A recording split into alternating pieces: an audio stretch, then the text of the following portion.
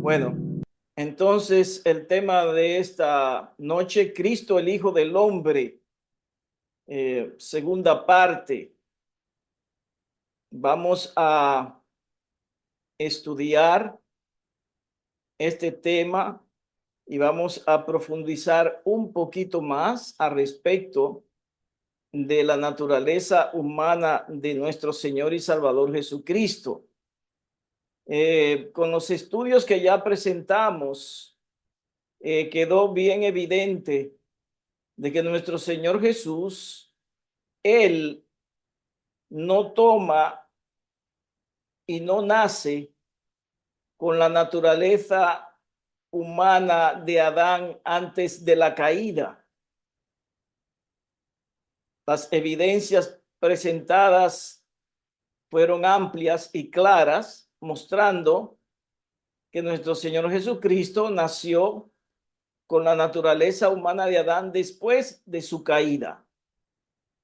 Y pues, como vamos a ver, esta fue la posición de los pioneros, de manera especial de los mensajeros del mensaje de Dios en 1888, los cuales fueron endosados, apoyados por la sierva del Señor, Elena G. de White. Así que en nuestro primer estudio evidenciamos que Cristo en su encarnación se sometió a los efectos de la gran ley de la herencia. Segundo, Jesús consecuentemente nació con la naturaleza de Adán después de la caída. Esto es irrefutable. Tercero, nació con una naturaleza humana idéntica a la nuestra, según la carne. Cuarto, heredó de su madre y de sus antepasados las debilidades de la carne pecaminosa. Volvamos a la pregunta una vez más. ¿Qué clase de naturaleza humana recibió Cristo en la encarnación? Mensajes Selectos, tomo 1, página 289, nos dice: Cristo tomó sobre sí la naturaleza humana, una naturaleza inferior a su naturaleza celestial. No hay nada que demuestre tanto como esto, la maravillosa condescendencia de Dios. Entonces, la condescendencia de Cristo, la condescendencia de Dios, fue una condescendencia infinita, pues él tomó la naturaleza del hombre en una condición inferior a su naturaleza celestial. Ahí podemos ver la gran humillación de nuestro Señor y Salvador Jesucristo.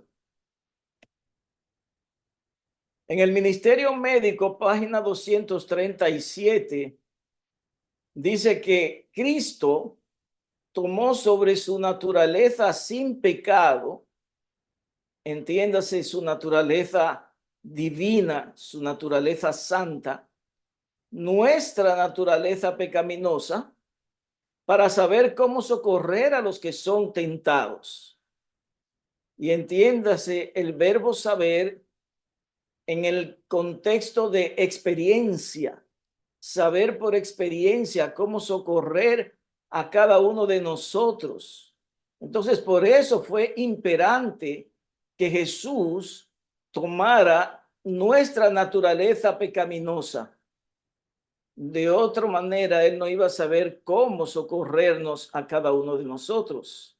Entonces, noten que la cristología o el estudio de la naturaleza humana de Cristo o el mensaje de la naturaleza humana de Cristo está íntimamente relacionado, intrínseco al mensaje de salvación, Cristo, justicia nuestra, como lo vamos a ver a medida que vamos profundizando más y más en los estudios, ¿ya?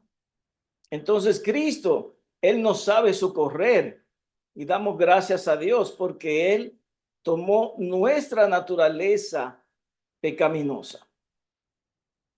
Mensajes Selectos, tomo 1, página 296. ¿Qué espectáculo contempló así el cielo? Cristo, que no conocía en lo más mínimo la mancha o contaminación del pecado, tomó nuestra naturaleza en su condición deteriorada. Esta fue una humillación mayor que la que pueda comprender el hombre finito. Dios fue manifestado en carne. Y el uso del término carne ahí está en el contexto de naturaleza humana caída o pecaminosa. Tomó nuestra naturaleza, noten el énfasis de Elena G. de White, ¿no? Él tomó nuestra naturaleza en su condición deteriorada por los efectos del pecado.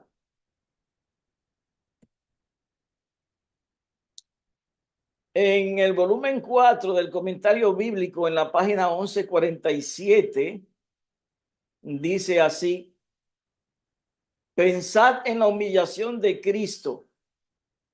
Él tomó sobre sí la sufriente naturaleza humana caída, degradada y manchada por el pecado. Él unió la divinidad con la humanidad. Un espíritu divino habitó en un templo de carne.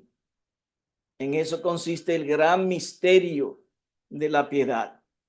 ¿Cómo es posible que un cuerpo divino, un espíritu divino, habitara en un templo de carne? ¿Ya? Entonces, noten bien que Cristo, Él toma nuestra naturaleza humana caída, y la sierva del Señor dice sufriente, degradada y manchada por el pecado. Después que habían transcurrido 4000 años de pecado. Mensajes Selectos, tomo 1, página 313. El Hijo de Dios se humilló y tomó la naturaleza del hombre después que la raza humana ya hacía 4000 años que se había apartado del Edén y de su estado original de pureza y rectitud. Durante siglos, el pecado había estado dejando sus terribles marcas sobre la raza humana y la degeneración física, mental y moral prevalecía en toda la familia humana.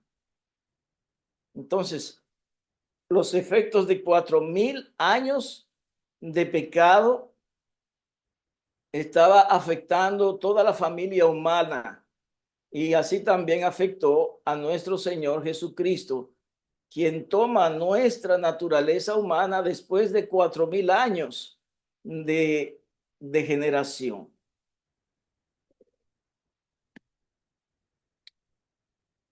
El deseado de todas las gentes, página 91, dice: durante 4000 años, la familia humana había estado perdiendo fuerza física y mental. Fuerza física y fuerza mental, así como valor moral.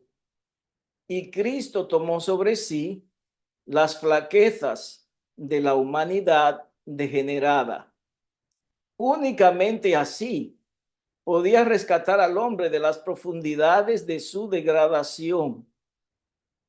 Entonces, esto fue imperante y necesario a fin de que Él pudiera rescatarnos de las profundidades de la degradación. ¿Ya? Las dos naturalezas de Cristo, Nuestro Señor Jesucristo es el único ser en el universo que a partir de su encarnación pasó a tener dos naturalezas combinadas, fusionadas. En Filipenses 2, 6, 7 dice el apóstol Pablo, el cual siendo en forma de Dios, no tuvo por usurpación el ser igual a Dios, sino que se despojó a sí mismo, tomando forma de siervo, hecho semejante a los hombres. Entonces la expresión en forma de Dios significa de naturaleza divina, el cual siendo de naturaleza divina, no consideró una usurpación el ser igual a Dios, sino que se despojó a sí mismo. Cuando Cristo se despoja a sí mismo, entiéndase, él no pierde los atributos de su divinidad, porque entonces ya no hubiera podido ser igual a Dios, de acuerdo a su naturaleza divina. Él se despoja a sí mismo, significa que en las reglas del juego del plan de la salvación, él no podía usar su divinidad para su propio beneficio y alcanzar la victoria sobre el pecado. Dice, se despojó a sí mismo tomando forma de siervo. Noten el contraste, en forma de Dios, en forma de siervo. ¿Y qué significa forma de siervo? Hecho semejante a los hombres, es decir, de nuestra naturaleza humana. Mensajes selectos, tomo 3, página 153. Noten bien lo que dice la sierva del Señor. Necesitamos comprender hasta donde sea posible la naturaleza verdaderamente humana de nuestro Señor. Y noten el énfasis de la sierva del Señor. Naturaleza verdaderamente humana de nuestro Señor. Lo divino y lo humano estaban uniéndose en Cristo y ambos eran completos. Ambas naturalezas eran completas. La naturaleza de Jesús humana en su condición caída era completa y su naturaleza divina era completa. ¿Ya? Ambas eran completas, de manera que podemos decir que nuestro Señor Jesucristo era verdaderamente Dios, 100% Dios, y verdaderamente hombre, 100% hombre. La escalera que lo representa a él simbólicamente tocó la tierra. No le faltaba ni siquiera un solo peldaño, no le faltó peldaño. Por eso ambas naturalezas eran completas. Colosenses capítulo 2, versículo 9, porque en él, entiéndase, el hombre Cristo Jesús, habita corporalmente toda la plenitud de la deidad. Y eso es un gran misterio. O sea, no era una sustancia que habitaba en el hombre Cristo Jesús. Era la divinidad corporalmente. Esto nadie lo puede explicar. Es un misterio. Exaltar a Jesús, página 70. La naturaleza humana del Hijo de María fue cambiada en la naturaleza divina del Hijo de Dios. ¿Cuál es la respuesta de la sierva del Señor? No.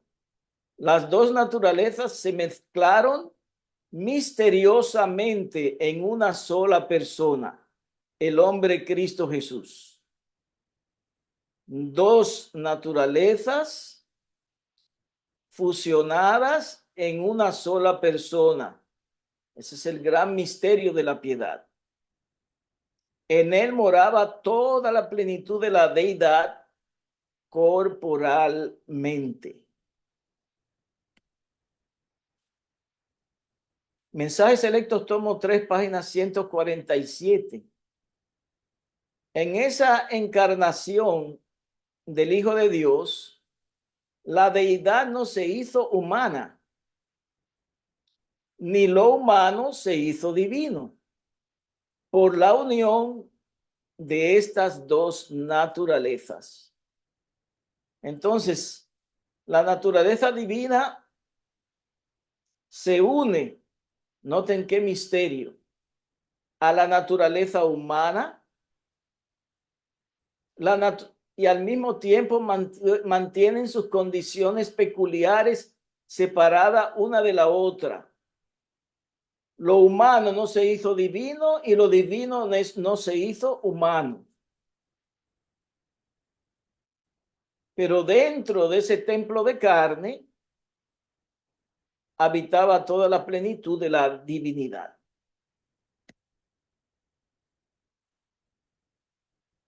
En esta sección, hermanos, vamos a ver que el mensaje de la humanidad de Cristo o la doctrina de la naturaleza humana de Cristo, y no solamente de la naturaleza humana de Cristo, también de su naturaleza divina, era una parte esencial del mensaje de 1888.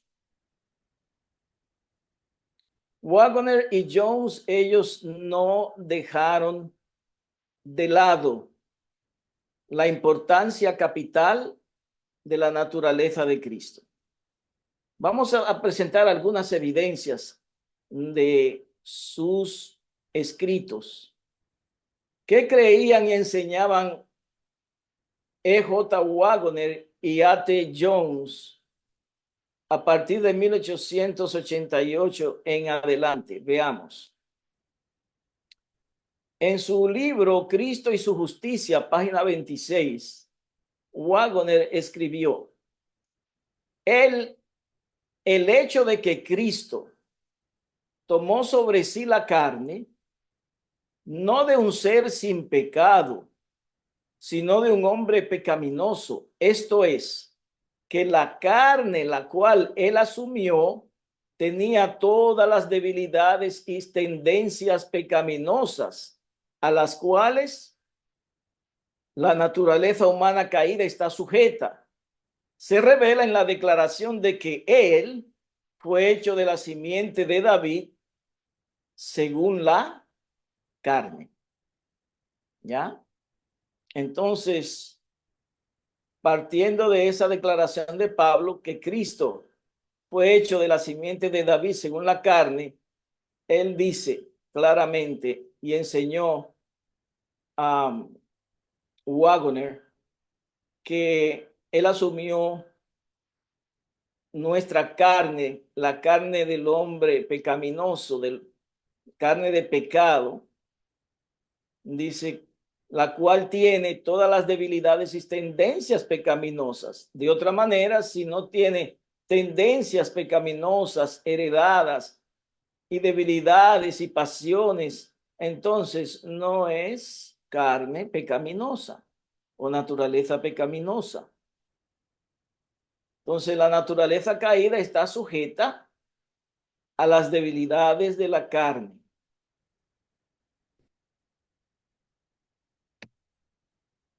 Miren esta otra declaración en el General Conference Bulletin de 1891, página 156. Waggoner escribió: fue hecho en todo semejante a aquellos que él vino a salvar. ¿Se da cuenta la conexión que establece Waggoner? ¿Ya? De la naturaleza humana de Cristo con nuestra salvación. Dice, él fue hecho en todo semejante a aquellos que él vino a salvar.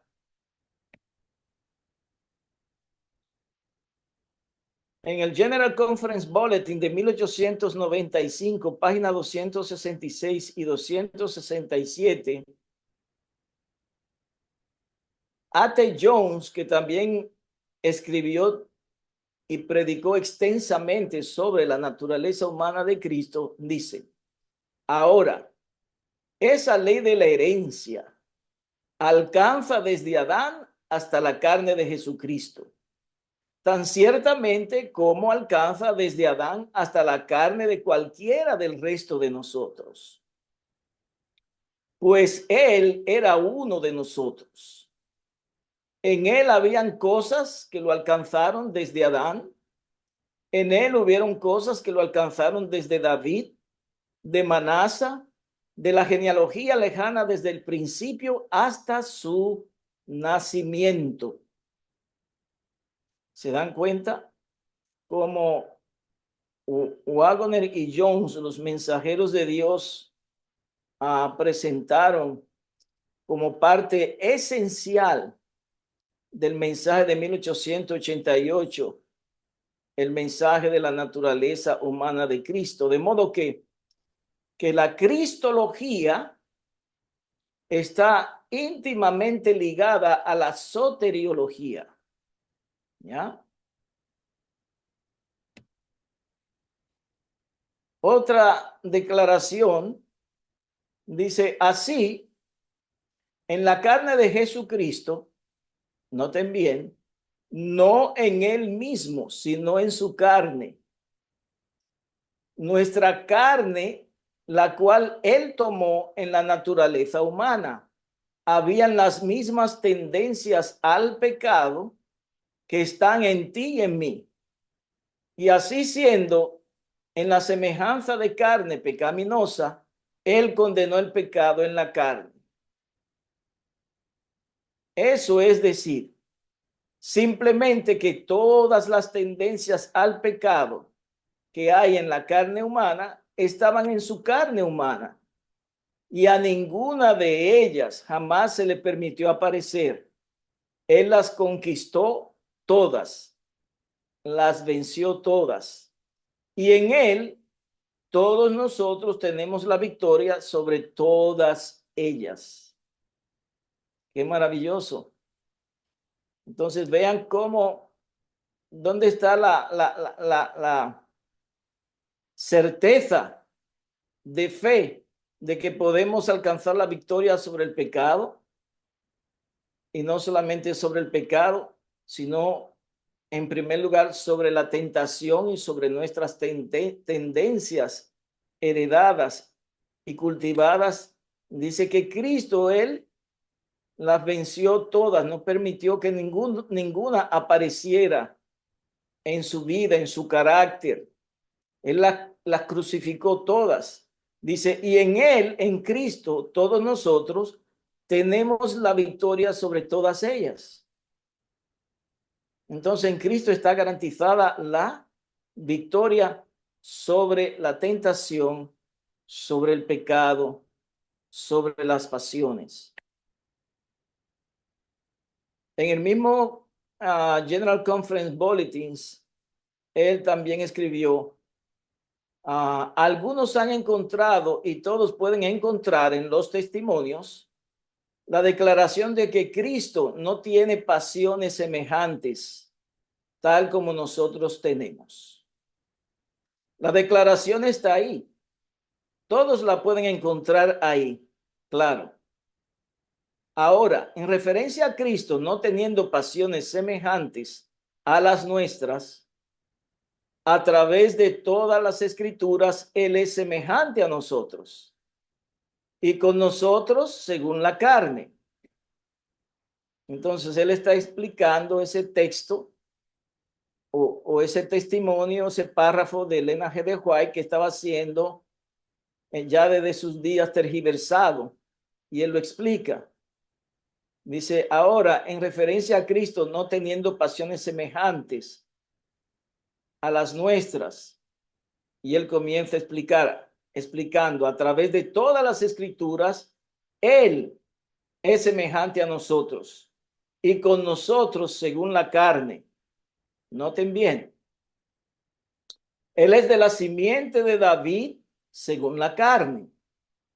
Él fue hecho a semejanza de la carne pecaminosa. No te vayas demasiado lejos. Él fue hecho a la semejanza de la carne pecaminosa, no a semejanza de la mente pecaminosa. no arrastres su mente dentro de ella, es decir, dentro de su carne. Su carne o naturaleza humana era nuestra carne, pero la mente era la mente de Cristo Jesús. Por lo tanto, está escrito, haya pues en vosotros este sentir, del griego froneo, que significa mente, haya pues en vosotros este sentir que hubo también en Cristo Jesús. Entonces, está bien claro de que la naturaleza humana de Cristo pecaminosa era nuestra naturaleza humana pecaminosa, pero su mente no era nuestra mente. De otra manera, Pablo no hubiera escrito, haya pues en vosotros los mismos sentimientos, como se traduce en otras Biblias, o haya en vosotros la misma mente que hubo también en Cristo Jesús.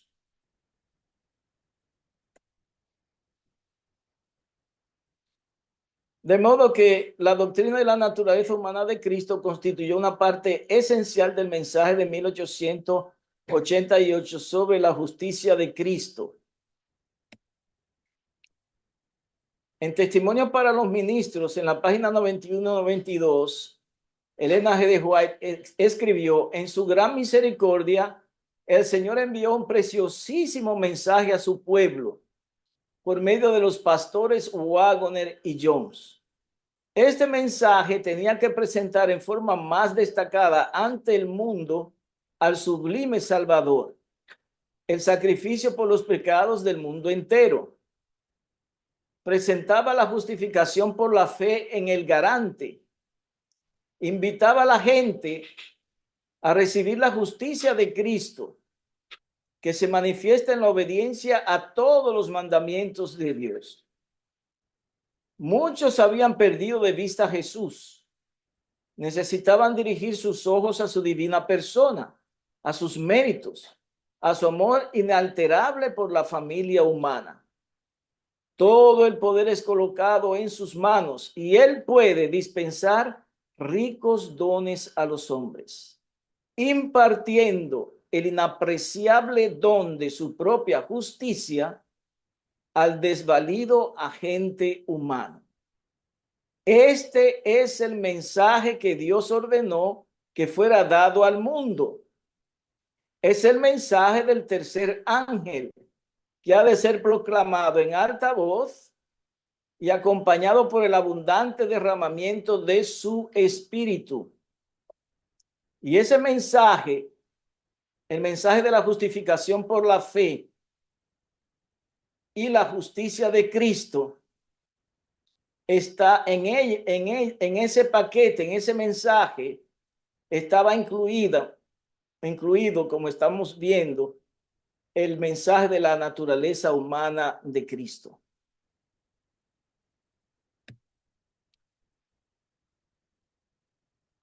En the Ellen G. White 1888 Materials, en los materiales de Elena G. de White, página 1052, dice, el mensaje que nos fue dado por A.T. Jones y E.J. Waggoner es el mensaje de Dios. ¿Qué predicaron Waggoner y Jones? Un mensaje de ellos mismos, sujeto a fallas, a equivocaciones. No. Ellos predicaron el mensaje de Dios. De modo que esta cristología o esta doctrina de la naturaleza humana de Cristo fue lo que ellos, por el Espíritu Santo, por la inspiración del Espíritu Santo, ellos comprendieron, desarrollaron y incorporaron en el mensaje de la justificación por la fe y la justicia de Cristo. Entonces, el mensaje de 1888 no puede ser perfectamente y claramente comprendido si tenemos una idea errónea a respecto de dos puntos que ya hemos estudiado.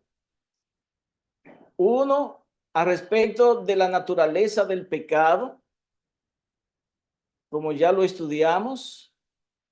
Y dos, como estamos estudiando la naturaleza humana de Cristo. Si estas doctrinas no están claras, no van a estar claras las demás sobre el mensaje del cuarto ángel, el mensaje de 1888 de Cristo nuestra justicia. Es el mensaje de Dios a la iglesia de la Odisea y un ay sea sobre cualquiera que profesa creer la verdad y aún no refleja a otros los rayos dados por Dios. Entonces estamos dando estos mensajes con la ayuda del Espíritu Santo. Estamos estudiando para que ustedes puedan abrazar estos mensajes y puedan compartirlo con sabiduría con otras personas. ¿Ya? Necesitamos reflejar a otros los rayos dados por Dios y que nos llegaron a través de Waggoner Jones y Elena G. de White. Elena G. de White, cuando escuchó a los mensajeros de Dios, como ella misma le llamó a Waggoner y Jones, cuando lo escuchó, ella abrazó el mensaje en toda su plenitud y salió con ellos de gira a dar estudios y conferencias sobre el tema. En la Review and Herald del 18 de marzo de 1890, ella escribió y dio testimonio: he viajado de lugar en lugar, asistiendo a las reuniones donde el mensaje de la justicia de Cristo era predicado. Consideré un privilegio el estar al lado de mis hermanos, entiéndase, Waggoner y Jones, y dar mi testimonio junto al mensaje para este tiempo. ¿Cómo le llamó Elena G. de White al mensaje de Waggoner y Jones? Al mensaje de la justicia de Cristo. El mensaje para este tiempo. No hay otro mensaje. Y vi que el poder de Dios asistía al mensaje donde quiera que era predicado.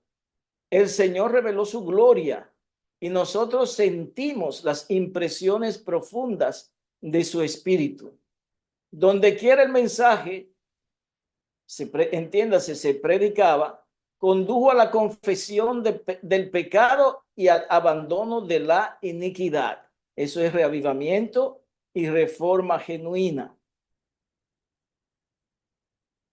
Entonces, para ella resultó un privilegio el dar su mensaje lado a lado a sus hermanos Waggoner y Jones. Muy bien, vamos ahora a estudiar o a introducirnos en otro aspecto de la vida de nuestro Señor Jesucristo, las tentaciones de Cristo.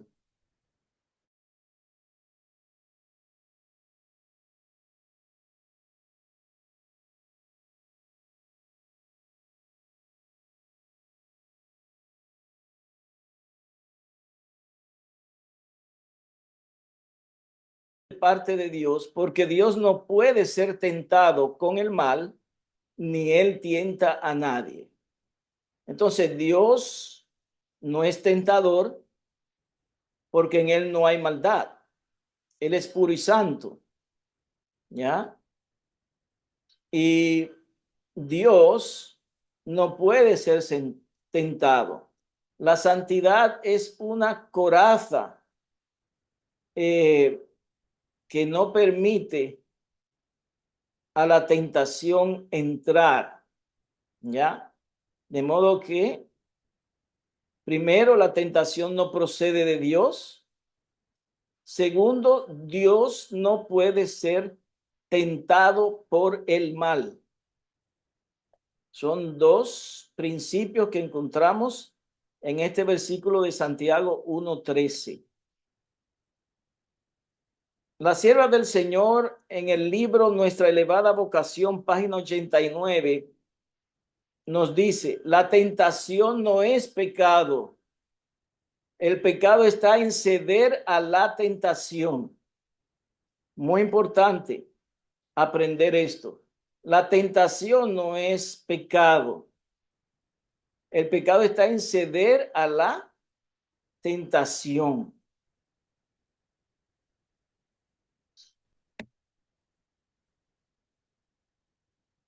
Esto lo podríamos expresar también de otra manera o de dos maneras más.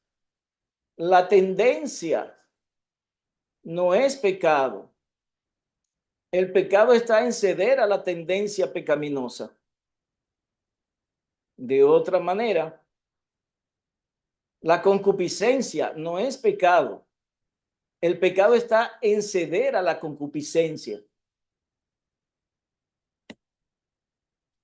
En Mensajes Selectos, tomo 3, página 145.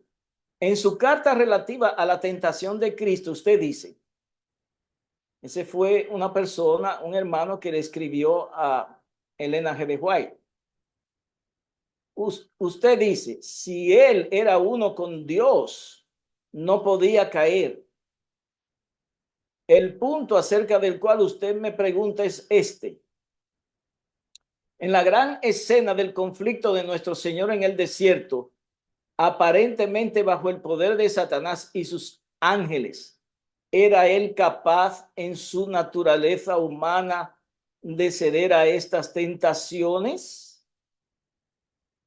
Claro que sí. No tan bien como la sierva del Señor es bien específica. Ella no escribió la pregunta así. ¿Era él capaz de ceder a estas tentaciones? No, ella especificó. ¿Por qué? Porque la naturaleza divina no es tentada, pero sí la naturaleza humana. Y como ya hemos estudiado, él tenía y poseía la misma naturaleza humana caída que nosotros tenemos. Dice, ¿era él capaz en su naturaleza humana de ceder a estas tentaciones? En otro testimonio, ella declaró, trataré de responder a esta importante pregunta. Como Dios que era, no podía ser tentado, pero como hombre podía hacerlo y con mucha fuerza y podía ceder a las tentaciones. Su naturaleza humana pasó por la misma prueba por la cual pasaron Adán y Eva. Su naturaleza humana era creada, ni aún poseía las facultades de los ángeles, era humana. ¿De qué naturaleza? Idéntica a la nuestra.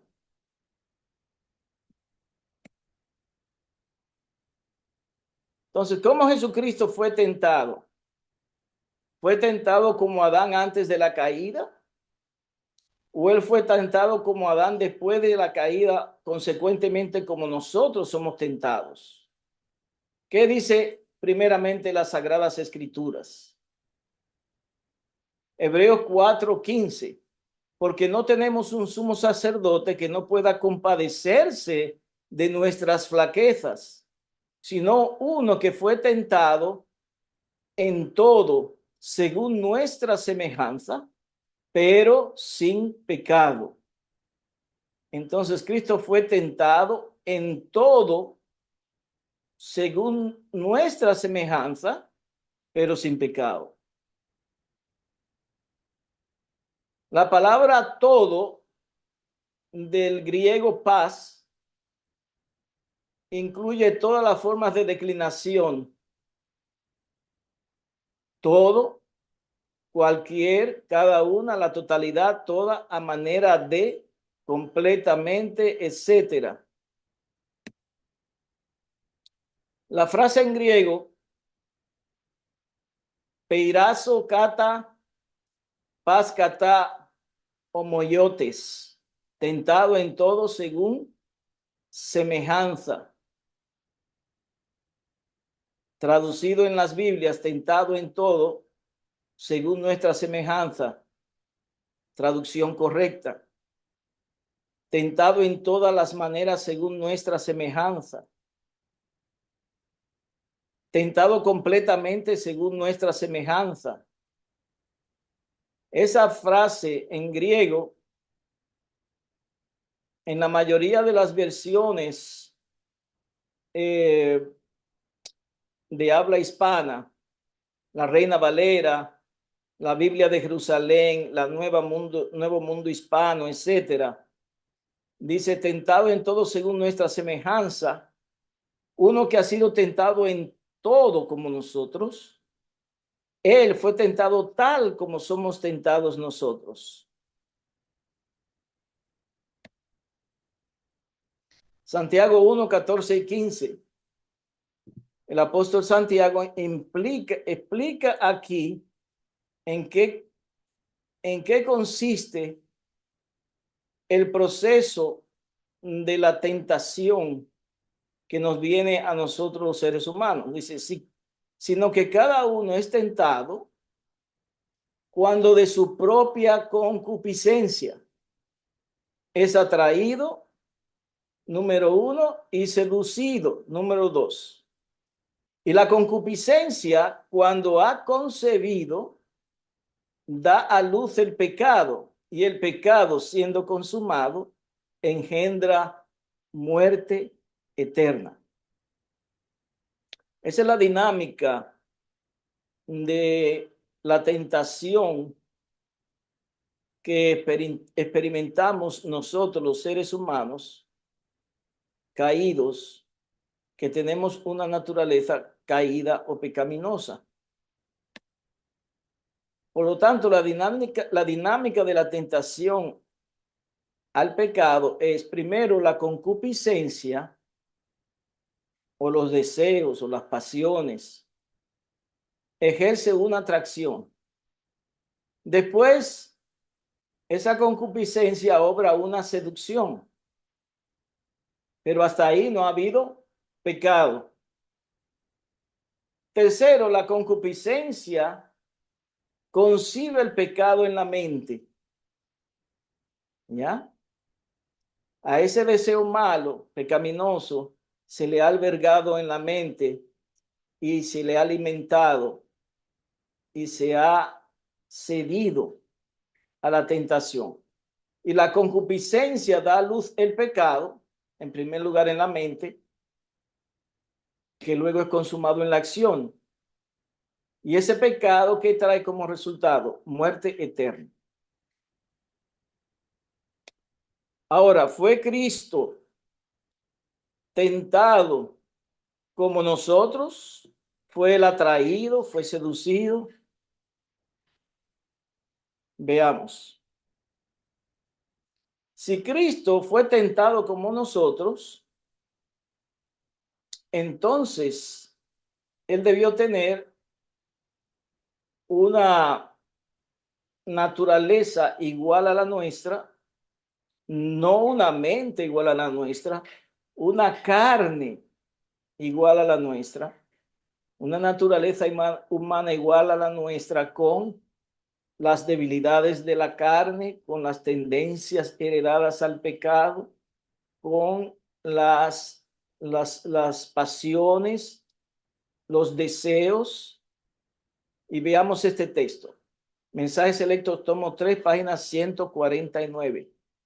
Si no hay una posibilidad de ceder, escuchen bien, si no hay una posibilidad de ceder, la tentación no es tentación. Y la Biblia dice que Cristo fue tentado como nosotros somos tentados. Entonces, ¿podía Cristo caer en pecado? Sí. Pero gracias a Dios, él no cayó. La tentación se resiste cuando el hombre se ve poderosamente persuadido a qué, a cometer la acción errónea, y sabiendo que él puede cometerla, resiste por la fe, aferrándose firmemente al poder divino. Esta fue la prueba por la cual Cristo pasó. Entonces Cristo fue poderosamente atraído, persuadido, ya, seducido, y él sabía que podía cometer tal acción errónea, pero ¿qué él hizo? Resistió por la fe, aferrándose firmemente al poder de su Padre. Esta fue la prueba por la cual Cristo pasó. Deseado de toda la gente, página 295. El hermano mayor de nuestra familia humana está al lado del trono eterno. Mira a toda alma que se vuelve hacia él como al Salvador. Ahora noten bien lo que sí. Sabe por experiencia cuáles son las debilidades de la humanidad. ¿Qué conoce él o sabe? No teóricamente, por experiencia. ¿Cuáles son las debilidades de la humanidad?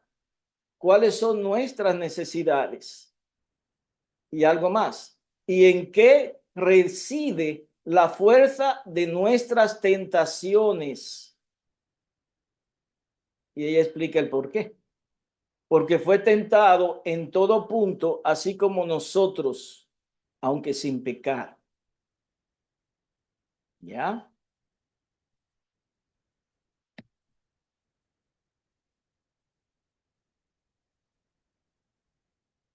Entonces Cristo sabía por experiencia las debilidades humanas, porque él participaba de ellas. ¿Cuáles eran las necesidades nuestras? Porque él la experimentaba en su carne. ¿Y en qué reside la fuerza de nuestras tentaciones? Porque él sentía toda la fuerza de la pasión de la humanidad en su carne. Manuscrito 20 de 1902. Vistiendo su divinidad con la humanidad, Cristo vino a este mundo para estar al frente de la raza humana. Él vino para soportar las pruebas que tenemos que soportar, para vencer las tentaciones que tenemos que vencer. Él fue tentado como nosotros somos tentados, pero ni una vez él cedió. ¿Dónde está la victoria? ¿Ya? En no ceder a la tentación. La tentación no es pecado.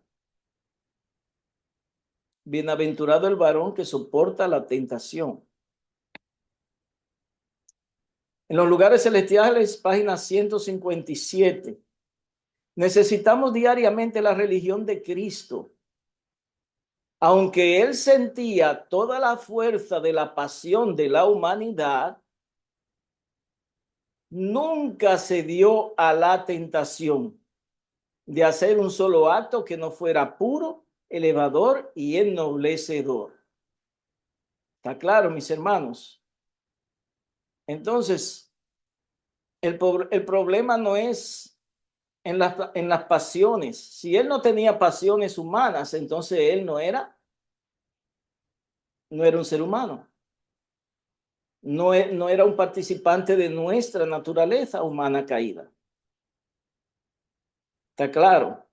Pero él sentía toda la fuerza de la pasión de la humanidad, de la carne, de esa carne que él heredó de su madre, pero nunca se dio a la tentación.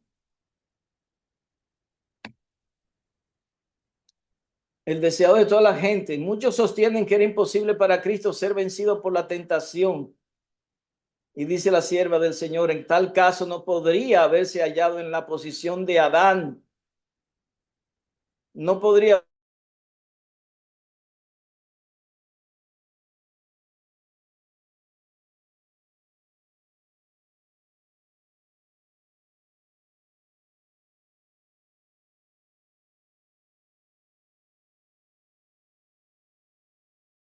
Dan cuenta. Entonces, si nosotros tenemos que experimentar alguna tentación más fuerte que la que él pudo resistir, entonces él no nos puede socorrer. No puede ser nuestro Salvador, porque la salvación comienza a partir de ahí, de Cristo, ayudándonos a vencer la tentación, a resistir la tentación.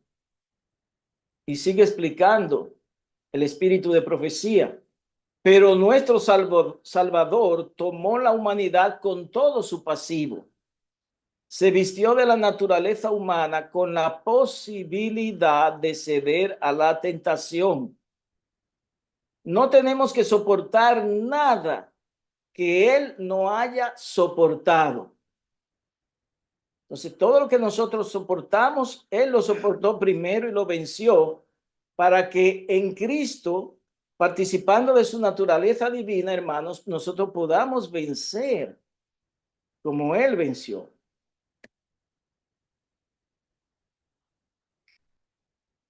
Otro testimonio que se encuentra en el deseado de todas las gentes dice así: cuando Adán fue asaltado por el tentador, no pesaba sobre él ninguno de los efectos del pecado. Gozaba de una plenitud de fuerza y virilidad, así como del perfecto vigor de la mente y el cuerpo. Estaba rodeado por las glorias del Edén y se hallaba en comunión diaria con los seres celestiales. Entonces, el Adán de antes de la caída, sobre el cual no pesaban los efectos del pecado, de su propio pecado, dice que gozaba de una plenitud de fuerza y virilidad, número uno. Número dos, perfecto vigor de la mente y el cuerpo. ¿Ya? Entonces, esa no era la situación de Jesús, porque ya la naturaleza humana se había degradado durante 4000 años de pecado. Note cómo sigue diciendo el texto. No sucedía lo mismo con Jesús cuando entró en el desierto para luchar con Satanás. No sucedía lo mismo. Por lo tanto, nuestro Señor Jesucristo ni participó de la carne santa de Adán antes de la caída, ni de la mente de Adán antes de la caída. Él participa de la naturaleza humana después de 4000 años de degeneración y de pecado. Dice, durante 4000 años la familia humana había estado perdiendo fuerza física y mental, así como valor moral. Y Cristo tomó sobre sí las flaquezas de la humanidad degenerada. Únicamente así podía rescatar al hombre de las profundidades de su degradación. Ustedes se dan cuenta cómo también Elena G. de White mezclaba y combinaba la salvación y explicaba la salvación a la luz de la doctrina de la humanidad de Cristo. Entonces, si Cristo no hubiera tomado la flaqueza de nuestra humanidad degenerada, dice, entonces no hubiera podido ser posible rescatarnos de de las profundidades de la degradación. Únicamente así podía rescatar al hombre de las profundidades de su degradación. Manuscrito 80 de 1903. Cristo asumió nuestra naturaleza caída y fue sometido a cada tentación a la cual el hombre es sometido. Aún en su niñez, él fue tentado con frecuencia. A través de su vida, él permaneció sin ceder a cada incitación a cometer pecado. A través de toda su vida, desde que era un niño.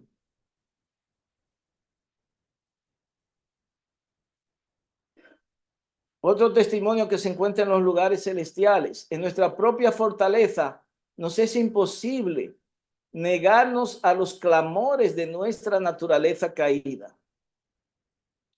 Por su medio, Satanás nos presentará tentaciones.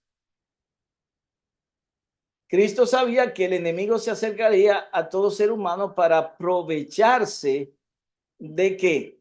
De las debilidades hereditarias, o lo mismo que decir, de las tendencias al pecado heredadas, y entrampar mediante sus falsas insinuaciones a todos aquellos que no confían en Dios. Y recorriendo el terreno que el hombre debe recorrer, nuestro Señor ha preparado el camino para que venzamos. ¿Ya? Entonces, en Cristo tenemos la victoria porque Jesucristo venció todos los clamores de su naturaleza humana caída para enseñarnos a nosotros a negarnos a nosotros mismos. Conclusión. Mensajes selectos. Me han llegado cartas que afirman que Cristo no podría haber tenido la misma naturaleza que el hombre, entiéndase, en su condición caído, pues si la hubiera tenido, habría caído bajo tentaciones similares. Y eso inclusive hace un eco hasta nuestros días. Y hasta nuestros días hay muchos que creen que Cristo no tuvo la misma naturaleza que el hombre caído. Porque si hubiera tenido nuestra misma naturaleza, ese razonamiento de esas personas habría caído bajo tentaciones similares. Ahora noten la explicación de la sierva del Señor. Si no hubiera tenido la naturaleza del hombre, no podría ser nuestro ejemplo. Si no hubiera sido participante de nuestra naturaleza, no podría haber sido tentado como lo ha sido el hombre. Si no le hubiera sido posible rendirse ante la tentación, no podría ser nuestro ayudador. Fue una solemne realidad que Cristo vino para reñir las batallas como hombre en lugar del hombre. Su tentación y victoria nos dicen que la humanidad debe copiar el modelo.